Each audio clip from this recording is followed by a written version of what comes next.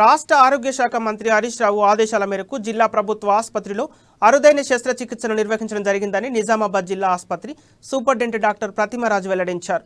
39 సంవత్సరాల గంగాధర్ అనే వ్యక్తిపై ముఖంపై వాపుతో కన్ను బయటికి రావడం, గాలి కూడా పీల్చుకోలేని స్థితిలో తమ హాస్పిటల్కి వచ్చారని తెలిపారు. పేషెంట్కు అన్ని రకాల పరీక్షలు నిర్వహించామని, అనంతరం పేషెంట్ ఫేస్ మీద కణితిని శస్త్రచికిత్స ద్వారా తొలగించామని అన్నారు. గవర్నమెంట్ జనరల్ హాస్పిటల్ నిజామాబాద్లో ఒక రేర్ సర్జరీ పర్ఫామ్ చేయడం జరిగింది. ఆ వివరాలు అందరితో షేర్ చేసుకోవాలన్న ఉద్దేశంతో మీకు ప్రెస్ మీట్ పెట్టడం జరిగింది. సో గంగాధర్ అనే patient Makloor, resident of Makloor, 39 సంవత్సరాలు ఉంటాయి. తను ఒక నెల క్రితము గవర్నమెంట్ జనరల్ హాస్పిటల్కి రావడం జరిగింది, మమ్మల్ని సంప్రదించడం జరిగింది.